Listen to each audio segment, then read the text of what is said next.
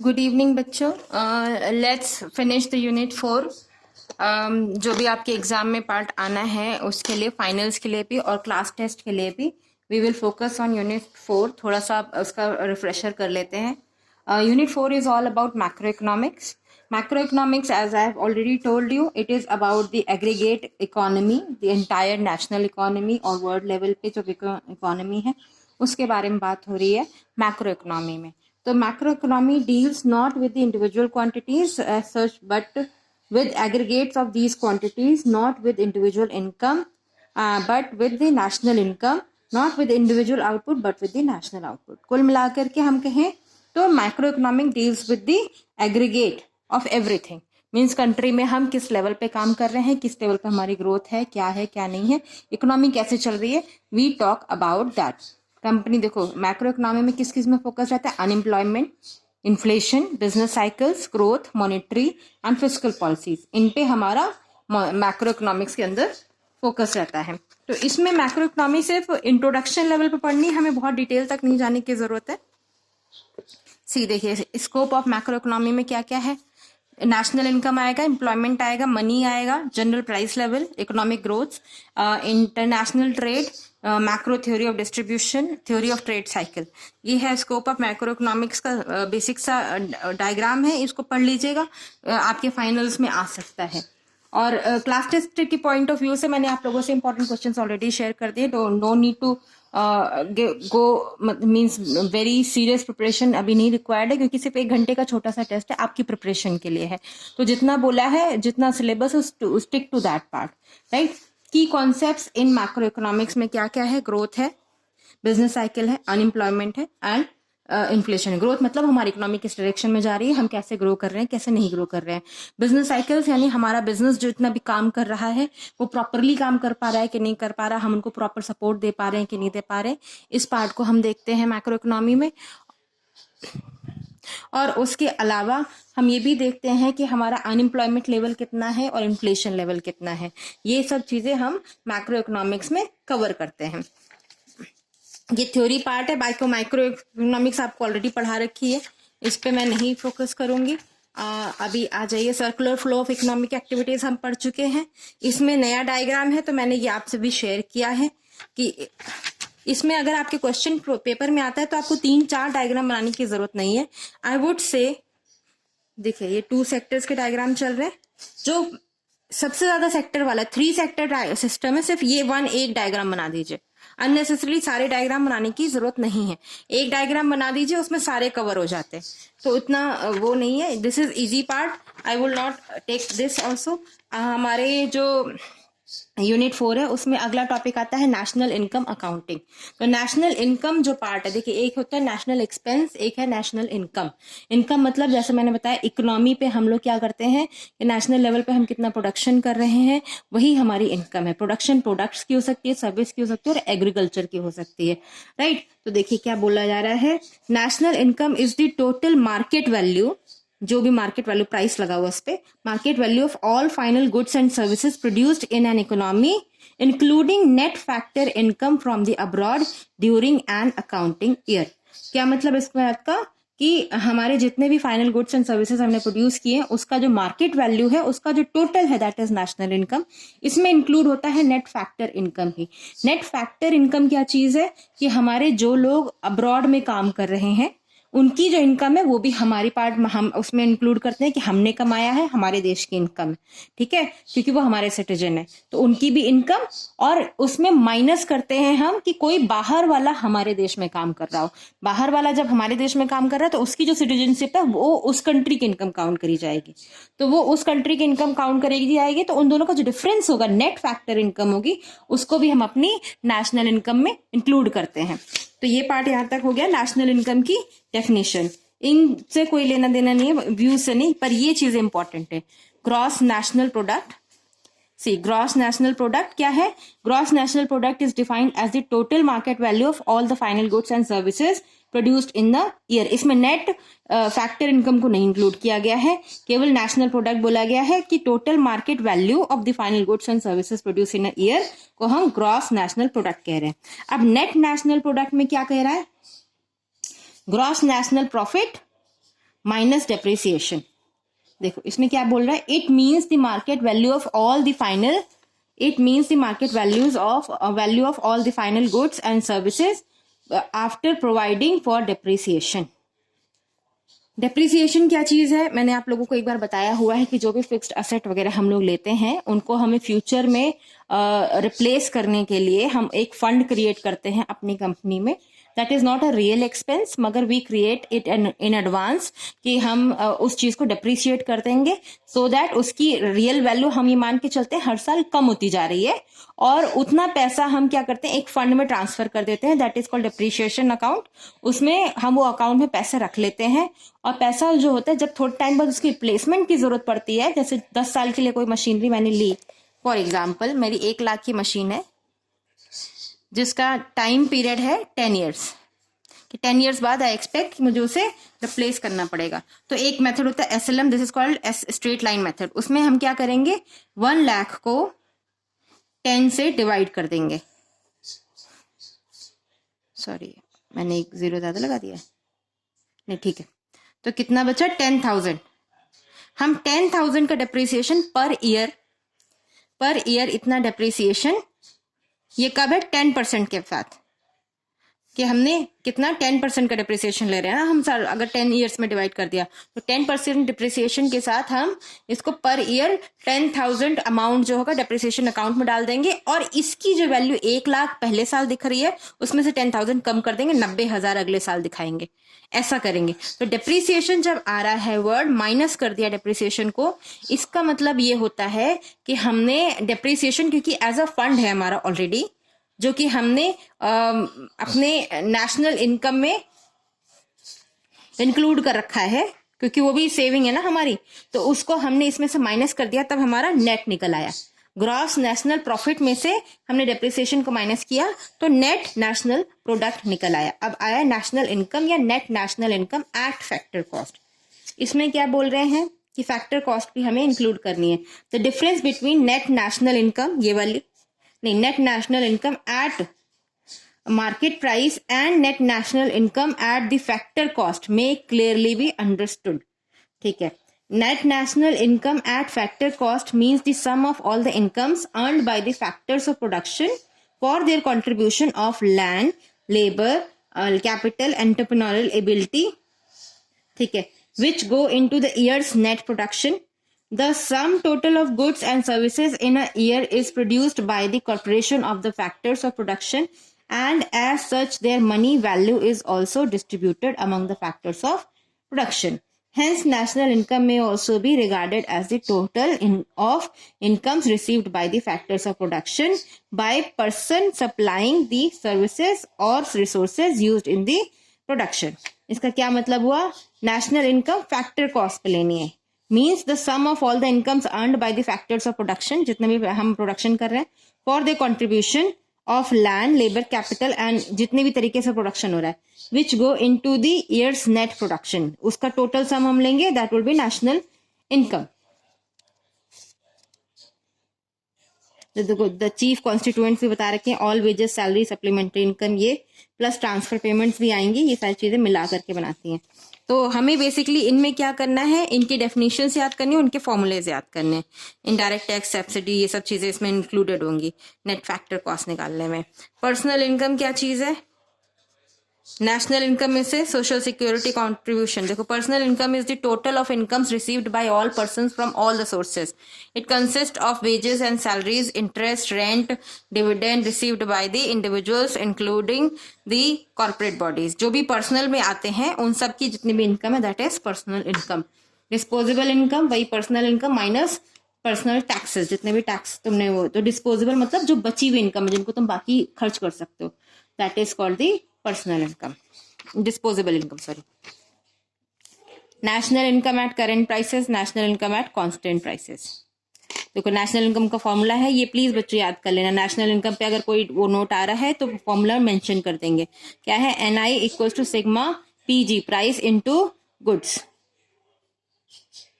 उसका sum total निकालेंगे, that would be the national income. ऐसे ही जीडीपी, जीएनपी, ये बहुत इंपॉर्टेंट टॉपिक्स है। देखो, gross domestic product at market price. Gross domestic product at market price is defined as the market value of the output of the final goods and services produced in the domestic territory of a country during an accounting year। मतलब क्या, market price is, देखो ये is defined at market price is defined as the market value of the output of final goods and services produced in the domestic territory of a company during an accounting. एक accounting के year के अंदर जितने भी goods and services produce किए गए हैं उसकी जो मार्केट वैल्यू है दैट इज कॉल्ड जीडीपी। इसको फॉर्मूला है, इसको नोट कर लेना और एग्जाम में मेंशन कर देना जहां पे भी बोला जा रहा है। अब देखो, नेट जीडीपी जहां पे भी आ रहा है, नेट जीडीपी में है GDP at market price minus depreciation, depreciation को भी माइनस कर देंगे, ठीक है। और नेट जहां पे भी आ रहा है वहां पे डिप्रिसिएशन माइनस हो रहा है। नेट डोमेस्टिक इनकम या net domestic product at factor cost. देखिए, मैंने फैक्टर कॉस्ट बताया था ना, NDI at factor cost is NNI, NNI क्या है, net national income at factor cost minus net income from abroad. Net national income at factor cost पे जो भी हमने नेट नेशनल इनकम कैलकुलेट करी माइनस कर लिया net national income from abroad, तो उसमें से माइनस हो गया तो हमारी एनडीआई आ गई, national domestic income at factor cost आ गया। ऐसे जीडीपी एट फैक्टर कॉस्ट भी है, प्राइवेट इनकम भी है। दिस इज इजी, इसमें से फॉर्मूला याद करना है, ऐसा कुछ डिफिकल्ट नहीं है पार्ट, अंडरस्टैंड करने वाला। आगे आएंगे, अगले पे चलते।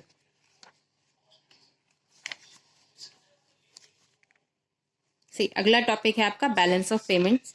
बैलेंस ऑफ पेमेंट्स में बच्चों क्या है, एक है बैलेंस ऑफ ट्रेड, एक है balance of payments. Balance of trade देख लीजिए। Balance of trade refers to the balance of difference between the value of total import and export of the visible material goods. Total import और export के बीच में जो difference है that is called balance of trade. Balance of payment क्या है, the balance of payments of a country is a systematic record of all its economic transactions with the outside world in a given year.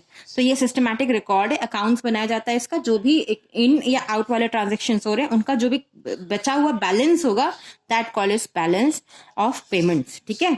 Balance of trade जो है वो import and output का वो है difference है, और balance of payment जो है वो हमारा in and out of money का जो अकाउंटिंग का बैलेंस है उसका पेमेंट है, वो बैलेंस है। इसका जो डिफरेंस होता है ये भी पढ़ लेना बच्चों एक बार, क्योंकि हो सकता है पूछा जाए। ये आपके सिलेबस में डायरेक्टली नहीं मेंशन है मगर ये बहुत इंपॉर्टेंट कॉन्सेप्ट है। अगर आपको इंपोर्ट एक्सपोर्ट या माइक्रो इकोनॉमी पढ़ाई जा रही है तो ये उसमें बाय डिफॉल्ट इंक्लूडेड है, इसलिए मैंने कहा कि ये चीज पढ़ लेना, क्योंकि आपके फाइनल पॉइंट ऑफ व्यू से ये पूछा जा सकता है एंड वी कैन नॉट से it is not in the course. अगला है fiscal policy. Fiscal policy is very easy, जो आप लोग बजट देखते हो हर साल आता है, निर्मला सीतारमन जी पढ़ते हैं या फिर हमारे देश के जो भी फाइनेंस मिनिस्टर हैं वो पार्लियामेंट में पढ़ते हैं। That budget is called the fiscal policy, जिसमें हम क्या बताते हैं कि हमारा फंड कितना है हमारे पास अवेलेबिलिटी, हम नेक्स्ट ईयर में हम क्या उम्मीद कर रहे हैं कि हम कितना प्रोड्यूस करेंगे और हम कितनी जगह इन्वेस्ट करेंगे। दैट इज कॉल्ड बजट, जो हमारी फिस्कल पॉलिसी होती है। उसी के अंदर डिसाइड होता है टैक्स का रेट क्या है, टैक्स में कितना फर्क पड़ेगा, एक्साइज ड्यूटी में, कस्टम ड्यूटी में क्या फर्क पड़ेगा। उसके अलावा गवर्नमेंट किस सेक्टर को सब्सिडी देना चाहती है, सब्सिडी का मतलब उस सेक्टर के प्रोडक्शन को वो हेल्प करने की कोशिश कर रहे हैं so that they are able to produce more. उनको अगर हेल्प मिलेगा गवर्नमेंट से मनी तो फिर मैक्सिमम लोग उसमें आएंगे और उसमें नए प्रोडक्शन हाउसेज भी खुलेंगे, और उसके अलावा लोग जो बना रहे हैं वो सस्ता हो जाएगा क्योंकि सब्सिडी गवर्नमेंट की तरफ से मिल रही है, उनकी कॉस्ट कम हो जाएगी और सस्ता हो जाएगा तो कस्टमर भी ज्यादा परचेज करेंगे। तो उस तरीके से गवर्नमेंट लोगों को हेल्प करती है कि इस सेक्टर में, किसी सेक्टर में गवर्नमेंट टैक्स बेनिफिट देना शुरू कर देती है कि अगर आप इस सेक्टर में इन्वेस्ट करेंगे तो आपको टैक्स बेनिफिट मिलेगा। तो वो क्या कह रही है, जनता का जो सरप्लस फंड है वो उस डायरेक्शन में मूव कर रही है सो दैट उस सेक्टर को बूम मिले। तो गवर्नमेंट इस तरीके से अपने बैलेंस को, अपने बजट को वो करती है, मूवमेंट करती है so that they are able to provide for necessary sectors growth. तो वो अपना जो भी वो विजन देखते हैं कि इस साल हमें इस सेक्टर को आगे लेकर के जाना है तो उस सेक्टर को वो सपोर्ट करते हैं, और वो सब आता है फिस्कल पॉलिसी के पार्ट में। फिस्कल पॉलिसी में तुम्हारा जो है वो बजट ही है, सीधा सीधा ये सब पढ़ोगे तो सारी चीजें देखो। Fiscal policy means a policy under which the government usage it's expenditure and revenue programs to produce the desirable effects and to avoid undesirable effects on the national income and production and employment। National income, production and employment, तीन चीजों पे काम करना है government को, उसी के objectives के साथ गवर्नमेंट फिस्कल पॉलिसी बनाती है। बाकी सब थ्योरी पार्ट है, ये आप इजीली पढ़ सकते हो। मेजरली आपको बस इतना समझना है कि जो हमारी फिस्कल पॉलिसी है वो हमारा बजट मेकिंग है। ओके, उसके बाद अगली आती है मॉनेटरी पॉलिसी। मॉनेटरी पॉलिसी थोड़ा सा समझने वाली चीज है बच्चों। ये मॉनेटरी पॉलिसी क्या चीज है? मॉनेटरी पॉलिसी जो है वो है हमारी आरबीआई जो मॉनेटरी पॉलिसी बनाती है हमारी कंट्री में, that part is called the monetary policy. RBI क्या मॉनेटरी पॉलिसी बनाती है? RBI is called the bank of banks. थोड़ा सा लिख के समझते हैं। आरबीआई जो है हमारा वो बैंक ऑफ बैंक्स है। बैंक ऑफ बैंक्स का मतलब है वो बैंक जो सारे बैंकों को हैंडल कर रहा है। ये पब्लिक डीलिंग नहीं करता। जितने भी बैंक हैं वो सारे आरबीआई को रिपोर्ट करते हैं, चाहे वो प्राइवेट बैंक हो चाहे वो पब्लिक सेक्टर बैंक हो। पब्लिक सेक्टर बैंक में सिर्फ इतना फर्क है कि उसका 51% से ज्यादा शेयर जो है वो गवर्नमेंट के पास है, इससे ज्यादा कोई फर्क नहीं है। बाकी सारा जो पार्ट है वो प्राइवेट जैसा ही काम करता है, बस गवर्नमेंट सेक्टर की होने की वजह से तो गवर्नमेंट को रिपोर्टिंग जाती है उसकी, बस इससे ज्यादा कोई फर्क नहीं है। बैंक ऑफ बैंक्स में जो है मैंने कहा, अब मॉनेटरी पॉलिसी क्या चीज है? मॉनेटरी पॉलिसी ये चीज है कि आरबीआई अपनी पावर्स को यूज करके कंट्री में मनी का फ्लो कंट्रोल करता है। इसका क्या मतलब है? वो कैसे कर सकता है? बैंक के पास जो अवेलेबिलिटी ऑफ फंड है उसको वो अवेलेबिलिटी ऑफ फंड को रेगुलेट कर लेता है। वो बाहर मार्केट में जो लिक्विडिटी जा रही है, लिक्विडिटी का मतलब है मनी जितना बैंक के थ्रू फ्लो कर रहा है। किस तरीके से फ्लो करता है? लोन्स के माध्यम से फ्लो करता है। बैंक लोगों को लोन्स देते हैं, ठीक है, जगह जगह इन्वेस्ट करते हैं, उन तरीके से वो फ्लो करता है। बैंक का काम क्या है? लोगों से पैसा लेना और उसको कम इंटरेस्ट पे लेना और हायर इंटरेस्ट पे लोगों को देना। जो लोन्स है वो हायर इंटरेस्ट पे मिलते हैं और जो फिक्स डिपॉजिट्स आपसे लेता है बैंक, जो भी डिपॉजिट्स आपसे लेता है वो कम इंटरेस्ट पे लेता है, तो उसका जो डिफरेंस है वही उसकी इनकम है। मगर इसमें वो एक रिस्क के साथ खेल रहा है। जब तुमने दूसरों को पैसा दिया, वो सामने वाला पैसा लौटाएगा या नहीं लौटाएगा, ये अपने आप में बहुत बड़ा रिस्क है। इस वजह से आरबीआई कुछ मेजर्स के साथ काम करता है। आरबीआई के क्या मेजर्स है? देखिए, एक यहाँ पे मेंशन है, देखो, बैंक रेट आ रहा है, ओपन मार्केट ऑपरेशन आ रहा है, changing the reserve ratio of the bank आ रहा है। बैंक रेट क्या चीज है? देखिए, पढ़ते हैं बैंक रेट क्या चीज है। The bank rate is the minimum lending rate of the central bank at which it rediscounts first class bills of exchange and the government securities held by the commercial bank। Commercial bank के पास जितना भी government securities रखी हुई हैं उनको वो rediscount कर देता है। यानी कि कोई भी चीज अगर किसी ने एज अ कोलेट्रल उनके पास रखा है या फिर वो चीजें हैं और बैंक को अगर पैसा चाहिए तो वो क्या करेगा? आरबीआई के पास जाकर के वो रखवा देगा डॉक्यूमेंट कि ये तुम रख लो और मुझे पैसा दे दो इसके अगेंस्ट में। तो वो क्या करेगा? उस रेट पे उनको देगा, तो उनको भी रेट पे करना पड़ता है उस पे। ये वाला बैंक रेट है तो इस रेट पे मैं तुमको वो लोन दूंगा, तो वो उस रेट पे उससे लोन ले सकते हैं। अगला है सीआरआर, इसको कहते हैं कैश रिजर्व रेशियो। ये वो रेशियो है जितना अमाउंट लोगों को बैंक के पास रखना है, मतलब बैंकों को आरबीआई के पास रखना। बैंकों को आरबीआई के पास इतना amount as a advance store करके रखना पड़ता है। They can not use that amount. तो वो एक वो कर देते हैं, रिजर्व रेशियो बता देते हैं लोगों को कि इतना रिजर्व रेशियो है, आप इतना % अपने टोटल अमाउंट का बैंक आरबीआई के पास रखेंगे, सारा लोन आप नहीं दे सकते हैं। सो दैट कल को अगर आपका लोन ऐसा हो कि आप डिफॉल्ट की कंडीशन में चले जाएं, you at least have some amount to pay to the depositors, है ना। तो एक तरीके से ये एक सेफ्टी मेजर है। इसके अलावा अगला है एसएलआर। एसएलआर जो है that is called statutory liquidity ratio. Statutory liquidity ratio, इसमें क्या चीज है बेटा? स्टैट्यूटरी लिक्विडिटी रेशियो जो होता है दैट मीन्स कि आप कितनी लिक्विडिटी रख सकते हैं बैंक में। मतलब ये बेसिकली आपको बताता है, ये एक रेशियो है जो कि आरबीआई बताता है कि ये वाला अमाउंट आपको इतना % आपकी बची हुई कैपिटल से आपको अपने बैंक में मेंटेन रखना है, यानी अपनी लिक्विडिटी यानी कि कैश बना के रखना है अपने बैंक में। इससे ज्यादा आप लोन नहीं दे सकते। एक अमाउंट आपको बैंक रिजर्व बैंक के पास रखना है, दूसरा अमाउंट आपको अपने पास बचा के रखना है, और आप उससे ज्यादा लोन आप लोगों को नहीं दे सकते हैं। सो दैट इतना अमाउंट आप मेंटेन करके रखिए अपने पास, इतनी आपके पास होनी चाहिए कि कोई किसी को जरूरत पड़ जाए डिपॉजिट वाले को वापस लेने के लिए, तो you should have this much amount कि आप उनको दे सके। राइट। तो ये SLR है। ये बेसिकली इन चीजों से, इन मेजर्स से RBI मनी का फ्लो मार्केट में कंट्रोल करता है कि मनी अगर वो इन रेशियोज को कम या ज्यादा कर देगा तो फिर अकॉर्डिंगली लोगों को लोन ज्यादा मिलता है या सस्ता मिलता है।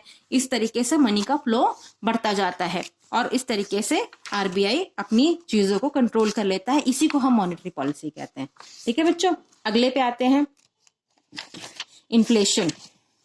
इन्फ्लेशन मैंने बोला था टाइम वैल्यू ऑफ मनी जैसे जैसे डिक्लाइन होती जाती है, that is called the inflation. देखो क्या लिखा, inflation is a state of generally rising prices and falling value of money.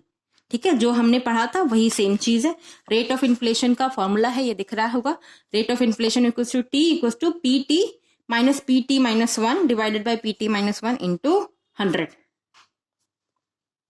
देखिए, while inflation means a rise in the general price level, the rate of inflation and the rate of change of the general period rate of inflation is measured in this. PT क्या है, price at time t minus price at time t minus 1, मतलब पिछला time. ठीक है ना, देखो क्या बोल रहा है, PT is the price level in the year t, PT minus 1 is the price level in the year t minus 1। यानी पिछले साल का जो प्राइस था उससे जो डिफरेंस हुआ है उसका परसेंटेज निकाल लेंगे। दैट सिंपल सा परसेंटेज, इसको रेट ऑफ इन्फ्लेशन कहते हैं। और अगला बोल रहा है, but if there is a decline in the rate of inflation such situation is called disinflation. मतलब अगर इन्फ्लेशन बढ़ता जा रहा है दैट इज कॉल्ड इन्फ्लेशन, मगर अगर डिक्लाइन हो जाए तो दैट इज कॉल्ड डिसइन्फ्लेशन। ठीक है, इन्फ्लेशन वाले पार्ट में हमारी थ्योरी में 3 चीजें कवर है, कॉजेस और इसका डेफिनेशन प्लस थ्योरी ज्यादा नहीं जाएंगे, कॉजेस है और इसकी रेमेडीज भी है कि इन्फ्लेशन क्यों होता है और उसको किस तरह से ठीक किया जा सकता है।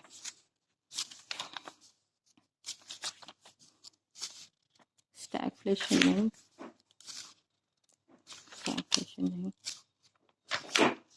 कॉजेज, ये causes of inflation, this part, demand side causes, supply side causes. वही चीज है कि जैसे जैसे डिमांड बढ़ती है तब वैसे बढ़ता है, या सप्लाई साइड कॉजेज क्या है उस तरीके से। और consequences of inflation on industry, ये भी है, inflation and profitability, labour price की किस तरीके का इन्फ्लेशन पे फर्क पड़ता है। ये फाइनल पॉइंट ऑफ व्यू से आपके लिए इंपॉर्टेंट टॉपिक है, इफेक्ट्स ऑफ इन्फ्लेशन। ये इंपॉर्टेंट टॉपिक है, इससे ज्यादा जरूरत से ज्यादा डीप में जाने की जरूरत नहीं है। इसके बाद एक टॉपिक और आता है, that is called business cycle. चलिए आइए बिजनेस साइकिल पढ़ते हैं। The business cycle is the general sense, the business cycle in the general sense may be defined as an alteration of periods of prosperity and depression of goods and bad trade. The business cycle in general sense may be defined as an alteration of periods of prosperity and depression of goods and bad trade. मतलब business cycle का क्या मतलब है, आपका वो business कैसे grow कर रहा है उसके साइकिल को दिखाता है। ठीक है, कि किस तरीके से बिजनेस हमारा ग्रो कर रहा है और किस चीज में डिक्लाइन आ रहा है। Depression of goods and trade, मतलब कमी जो चीजें थी उनमें डिक्लाइन आ रहा है, और जो बढ़ने वाली चीजें हैं उनमें कैसे कैसे बढ़ रहा है। तो उस साइकिल को जो है वो बिजनेस साइकिल कहते हैं।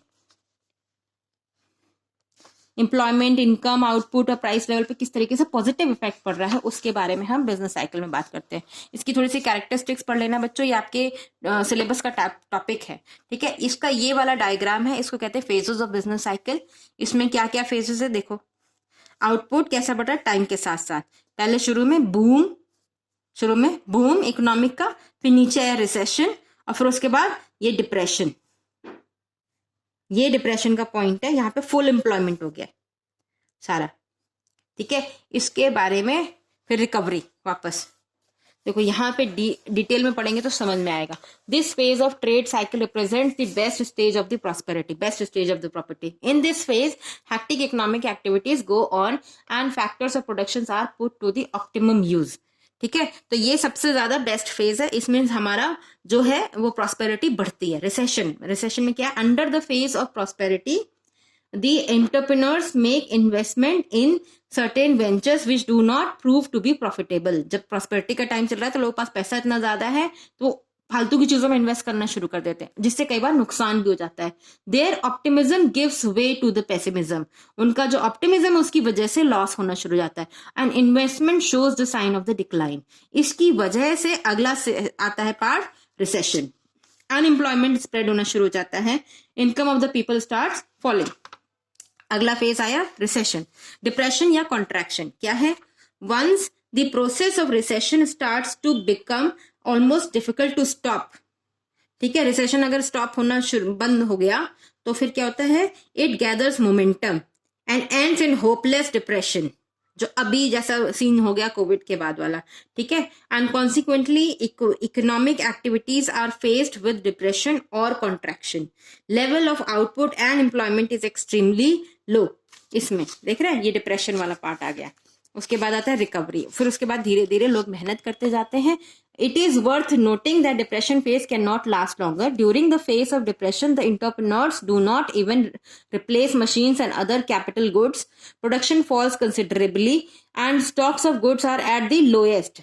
Even during the phase of depression, a situation does arise wherein shortage of goods is experienced. ठीक है ना, जैसा कोविड के टाइम पे होता है शॉर्टेज ऑफ सप्लाई हो गई थी, उस तरीके से। तो फिर धीरे धीरे वो रिकवरी के भी डायरेक्शन में बढ़ता जाता है। तो ये 4 फेजेस हैं। यहीं तक का हमारा स्टडी पार्ट था जो कि यूनिट 4 में कवर हो रहा है। इसके अलावा हमारे में और कुछ नहीं पढ़ना, बस दैट्स डन। चलिए, थैंक यू वेरी मच।